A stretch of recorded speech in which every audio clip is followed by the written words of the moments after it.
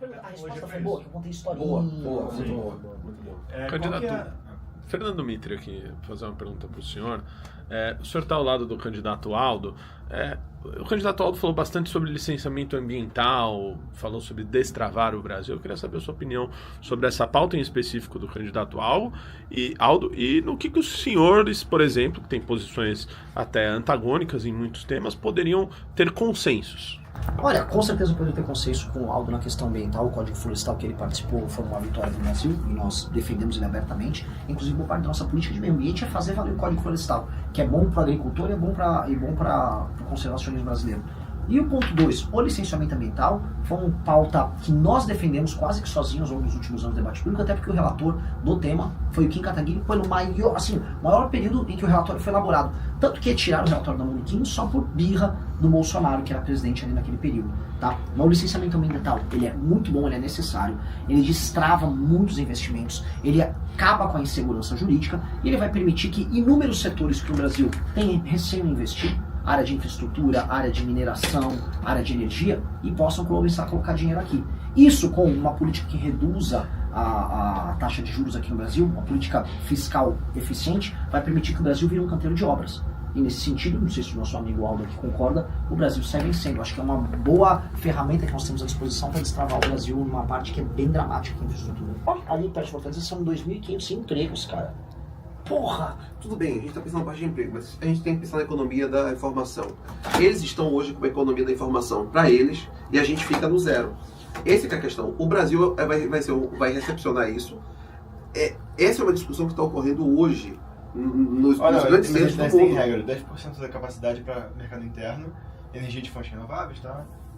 Investir 2% do valor em pesquisa e desenvolvimento e P&D no Brasil. Tem algumas coisinhas. Poderia ser melhor do que isso. Tem uma coisa que a gente tem que falar, é downstream que fala, que é, as pessoas que vão trabalhar lá, invariavelmente vão trabalhar com tecnologia, você vai ter empresas correlatas surgindo ali ao redor desses data centers, e isso vai criar polos de tecnologia com valor agregado, com capital humano de qualidade, trabalhando em regiões no Nordeste. Em algum lugar isso ocorreu? A gente nunca fez? Não, nunca ocorreu isso no Brasil. Não, eu nunca fiz no Brasil, mas estou falando, de algum lugar do mundo isso ocorreu? A Argentina está Data center, mas o data center gerou essa complexidade ao redor dela? O que nós vamos fazer é exatamente isso. A siderúrgica hoje é o data center. O data center e a indústria de semicondutor. Com base nisso, a gente entra bem no jogo. E nós temos o minério, que são terras raras, e energia barata. A gente larga bem no jogo. Vamos fazer igual o Getúlio fez naquela época, saber negociar com as potências, e aí com base a gente se coloca numa posição boa. A gente vai ter uma segunda chance no jogo internacional. Não vamos perder essa chance, a gente não pode perder essa chance. E o jovem que está entrando na faculdade agora, precisa aprender inteligência artificial, manipulação de sistema, cibersegurança, para a gente poder jogar esse jogo. É isso. E aí, Renato? Ótimo. Outro ponto que eu acho... Isso, essas coisas vão deixar muito feliz. As declarações da imprensa acham que isso é uma declaração xenofóbica. Como você pretende conquistar o voto do nordestino se você considera ele um sei lá o quê? Olha, assim, a pessoa lá de Santa Catarina nunca botou o pé no Maranhão, nem tem amizade com o povo do Maranhão como eu tenho. Quando eu cito o Maranhão no exemplo com Santa Catarina, é uma forma de integrar o Maranhão no debate nacional, coisa que ninguém faz. O maranhense estava implorando por ajuda de alguém de fora que chegue lá para a classe política e falar, vá trabalhar, vagabundo. Então quando eu mostro um problema em Santa Catarina e falo, isso aqui tá igual no Maranhão, o que eu estou avisando para todo mundo em Santa Catarina que sua classe política está igual à classe política do Maranhão, e o que eu estou dizendo para o maranhense mesmo quando eu não estou lá, eu estou lembrando dos seus problemas aqui. O maranhense não está mais querendo ser enganado. Tanto que o estado que eu estou indo melhor no Nordeste é o Maranhão. Fiz eventos gigantes, fui muito bem recebido em todos os lugares. O que eu não fiz foi mentir. Que linda tá a sua estrada aqui. Nossa, o saneamento básico tá uma maravilha. Você acha que a pessoa quer que eu minta? Eu não vou mentir pra eles, por isso que eu tô crescendo no Maranhão. Vou usar exemplo do Maranhão sempre. Até porque, diferente dos outros aí, desses caras que estão reclamando, eu fui no Maranhão. Eu rodei o Maranhão do sul ao norte. Conheço agora tudo do estado e posso falar com toda tranquilidade. Hoje é o pior lugar pra se viver no Brasil. E o maranhense sabe disso, tanto que ele tá indo embora do Maranhão. O povo brasileiro, uma universalização praticamente do sistema de saúde, né? Mas ainda tem muitos problemas. Como resolvê-los? O SUS sofre um problema paradoxal. Os especialistas no Brasil dizem que ele é uma maravilha e os usuários dizem que ele é ruim. A real, eu estou muito otimista sobre o futuro do SUS, mais do que em quase todos os outros setores do Estado brasileiro. E por quê? O SUS ter sido centralizado apresentou vários problemas de planejamento, mas hoje o mundo vai se centralizar por conta do machine learning e da inteligência artificial.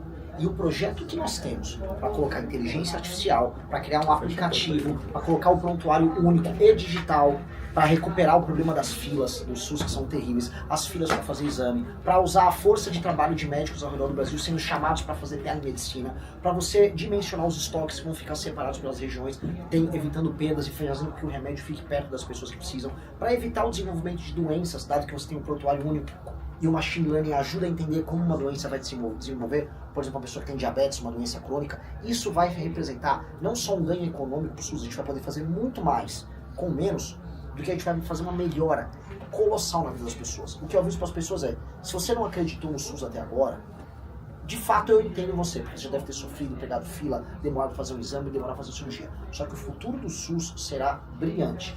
Nós vamos poder fazer uma coisa incrível aqui, que já está acontecendo em outro país, que é o Salvador, que é uma revolução. Basicamente o SUS na tua mão, o SUS no aplicativo. Você agendar uma consulta sobre um determinado tema e o médico já ter acesso ao teu prontuário automaticamente e te atendendo por telemedicina em qualquer outro lugar do país. Isso é uma revolução. E assim, esta é uma área, eu falo para você, meu querido Dmitry, essa é uma área que o governo nosso vai iniciar uma revolução que os brasileiros nunca mais vão esquecer. Posso deixar você tranquilo sobre o SUS. Ô, candidato, é curioso isso que você falou, eu não conheço muito bem o caso de El Salvador, né? Sei que tem um menino que é especialista, Renato Batista, né? Mas eu queria saber, assim, é um país muito pequeno, né?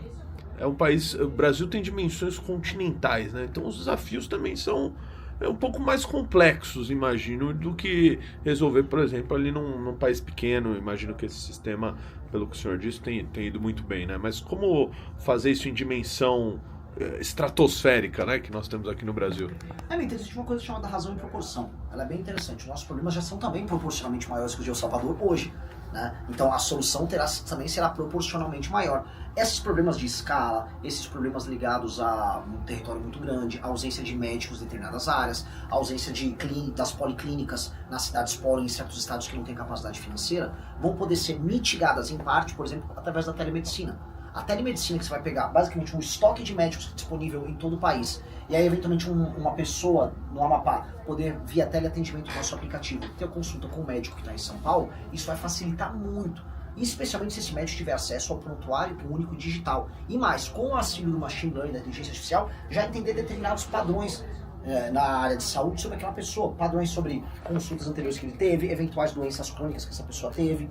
Isso vai ajudar, olha só, Mitri, que é sensacional, a dimensionar também os estoques. Eventualmente no Amapá você vai ter problema maior, tô chutando aqui, tá? Com malária. Aí você vai ter mais estoques de remédios ligados à malária. Isso vai poder dimensionar quanto de estoque de determinados remédios vão poder ter sobre malária naquela região. E a gente já deixa esse material, esses insumos, já pronto para o cidadão poder retirar de maneira rápida. Você vai acelerar, porque o grande problema do SUS é sobre acesso. Acesso ao exame, acesso ao médico, acesso ao resultado e acesso à cirurgia. A gente vai acelerar isso. Então, como você mesmo falou, o problema no Brasil é maior porque o Brasil é maior? Sim. E a solução também será maior. E as pessoas vão sentir ela. Perfeito. Tem uma coisa que o Arthur falava bastante. Sobre fala pelo Felipe Roth? Porque ele falou muitas coisas parecidas com isso. Ele só jogou o acesso, eu só joguei a palavra acesso. O Arthur falava bastante que as próprias pessoas elas não sabem o que procurar no sistema de saúde. E diferente disso, no aplicativo ela vai ter. Ela já vai ser direcionada para isso, ao invés dela ir num lugar errado, ir num hospital, às vezes tratar de um problema que é básico. Sim. Porra, Mitri tá felizão aqui. Tô muito feliz aqui. O menino é bom. Todas as políticas internacionais que se baseiam no corte de... Todos os países. Todo mundo que faz reforma da Previdência. Todo mundo quem? Que país? Qualquer nação séria que fez reforma Qual da Previdência. nação A séria? França. A França. A França fez a reforma da Previdência. É um exemplo Isso. claro. Aliás, eles estão sempre fazendo e sempre se rebelando. Mas basta você ligar a televisão que você vai poder ver. Então a França é um exemplo de desenvolvimento, certo? Não, a França, olha, muita gente utiliza por muita coisa. Ela é uma das 10 maiores nações do mundo hoje. Mas definitivamente é um país que fez uma reforma fiscal e mesmo tendo uma população envelhecida e um estado assistencial gigantesco, ela está numa posição fiscal melhor do que a nossa. Basta ver que a política de juros da França ela é muito mais racional do que a nossa. Não, a política de juros da França é a mesma na nossa. Não, hoje o Brasil cobra 14,5 na Política, não a taxa.